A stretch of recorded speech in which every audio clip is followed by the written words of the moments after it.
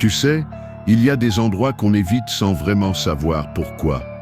Des lieux qu'on croise tous les jours sans jamais les regarder trop longtemps. Comme s'ils portaient en eux quelque chose de dérangeant. C'est exactement ce que je ressentais pour ce vieux tunnel près de chez moi. Je vis dans cette maison depuis que je suis tout petit.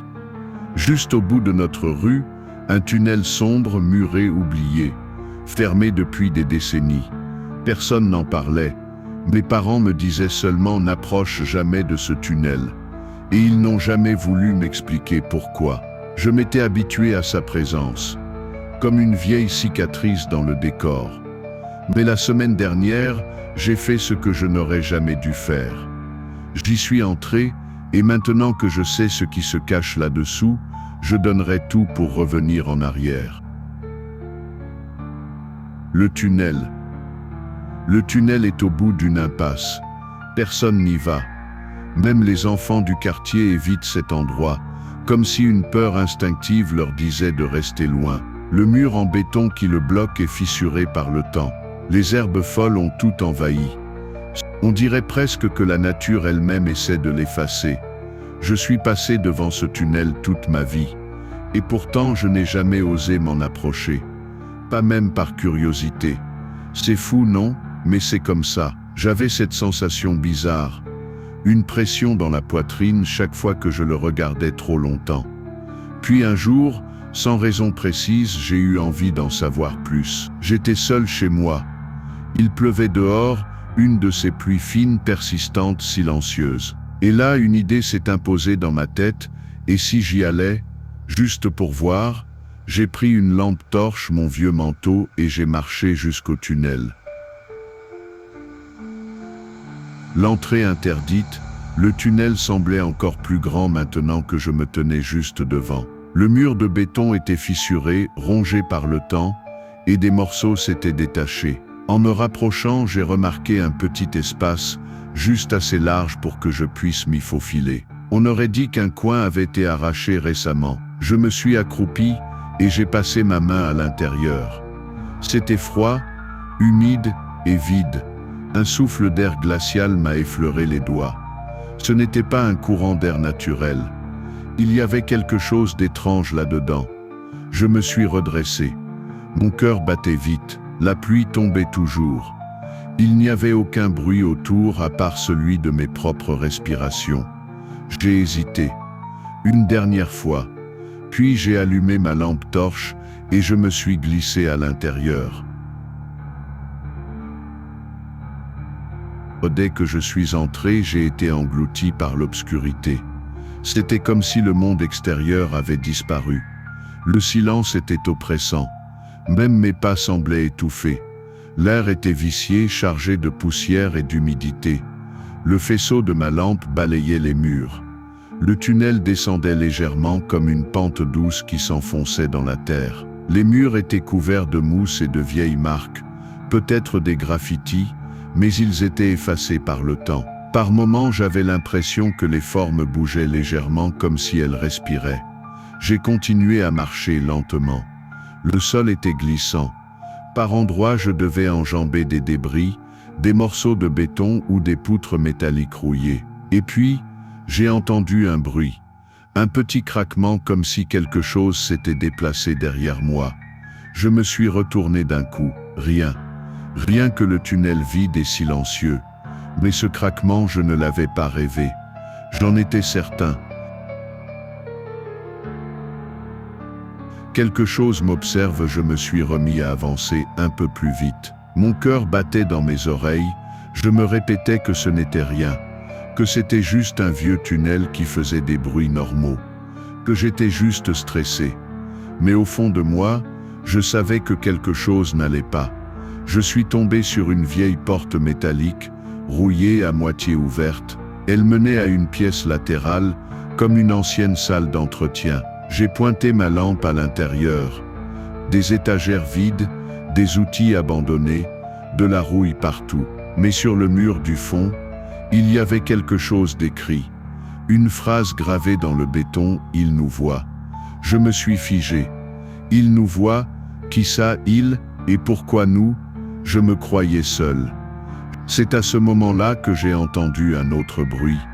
Plus fort, plus proche. Des pas, lents, lourds. Derrière moi, fuir ou aller plus loin. Je me suis retourné d'un coup, la lampe tremblante dans ma main. Le tunnel était vide, encore. Mais je le sentais, quelque chose n'allait pas.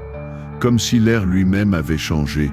Il était plus épais, plus lourd, comme si j'étais observé. Je suis sorti de la petite pièce d'un pas rapide, le cœur battant à tout rompre. Et au moment où je posais le pied sur le sol du tunnel, ma lampe s'est mise à vaciller, puis elle s'est éteinte. Un noir complet, un noir absolu. J'ai tapé dessus, paniqué. Elle s'est rallumée quelques secondes, juste assez longtemps pour que je voie, au loin à l'extrémité de mon faisceau, une silhouette. Une forme grande, mince, immobile, plantée là au milieu du tunnel. Je n'ai pas vu de visage, pas de détails, juste une ombre qui me regardait. Puis ma lampe s'est éteinte de nouveau. Je me suis figé, incapable de bouger, retenant ma respiration. Je ne savais pas si je devais courir ou rester immobile. Le silence était total, et je n'osais même plus respirer. Quand la lampe s'est rallumée, la silhouette avait disparu. Plus de retour possible, j'ai voulu faire demi-tour. Repartir, sortir d'ici. Mais je ne retrouvais plus mon chemin. Le tunnel ne semblait plus le même. J'avais beau revenir sur mes pas, je ne reconnaissais rien. Les repères avaient disparu, comme si le tunnel changeait. Je me suis mis à marcher plus vite, puis à courir. Les murs semblaient se refermer, l'air devenait plus dense. Je sentais une présence derrière moi. Elle ne me touchait pas, mais elle me suivait.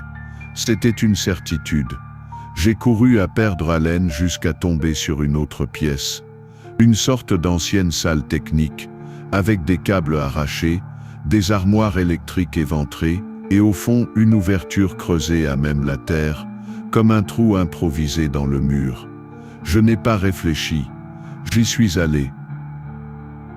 Ce qu'il y avait sous le tunnel de terre descendait encore. L'odeur était insupportable, une odeur de pourriture, d'humidité et de mort. J'ai rampé dans ce boyau étroit, en me demandant ce que j'étais en train de faire. Puis je suis arrivé dans une pièce souterraine, beaucoup plus grande, comme une ancienne cave. Et là, au centre, il y avait quelque chose, un cercle de pierre, et dans ce cercle, des objets étranges, des ossements, des bouts de tissu déchirés, des mèches de cheveux. Le sol était couvert de symboles gravés. J'ai reconnu quelques mots en latin, mais la plupart étaient illisibles. Et contre le mur, il y avait des photos, vieilles jaunies, des enfants, des visages. Certains me semblaient familiers, des enfants du quartier. D'autres avaient disparu depuis des années. Un frisson m'a parcouru tout le corps. Puis j'ai entendu une respiration. Derrière moi, l'entité, je me suis retourné lentement. Ma lampe torche éclairait à peine, mais j'ai aperçu des yeux, 2 yeux brillants, qui me fixaient dans l'obscurité. Ils étaient bas, presque au niveau du sol, mais la silhouette qui les portait était bien trop grande. Elle s'est mise à bouger, lentement, comme si elle rampait ou glissait. Je ne pouvais pas bouger. Mon corps refusait d'obéir. L'entité s'est approchée, toujours en silence. Elle ne faisait aucun bruit, et pourtant j'entendais son souffle, profond, rauque, animal. Et puis elle a parlé, pas avec une voix humaine, non. C'était une sorte de murmure, comme si elle chuchotait dans ma tête. Elle m'a dit, « Tu n'aurais jamais dû venir ici. » À ce moment-là, ma lampe s'est éteinte pour de bon, et j'ai hurlé. Je ne sais pas ce qu'il s'est passé ensuite. J'ai perdu connaissance. Le retour à la surface, je me suis réveillé allongé à l'entrée du tunnel. Il faisait jour, il n'y avait plus de pluie, tout était calme. Ma lampe torche était à côté de moi, complètement morte. Mon manteau était déchiré, j'avais des éraflures partout. Et pourtant, Je ne me souvenais d'aucune fuite. Aucun souvenir clair de comment j'étais sorti. J'ai regardé autour de moi. Le mur qui bloquait l'entrée du tunnel était de nouveau intact, comme s'il n'avait jamais été brisé. J'ai couru jusqu'à chez moi, tremblant, paniqué. J'ai tenté d'en parler à mes parents, mais ils ont juste pâli. Mon père a baissé les yeux. Ma mère a murmuré « Tu l'as réveillé ».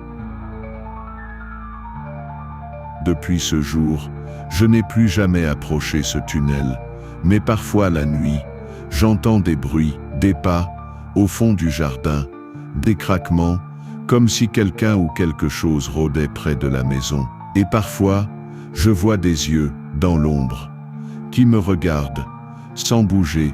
Je crois que ce tunnel n'était pas qu'un endroit oublié, c'était une prison. Et maintenant, elle est ouverte,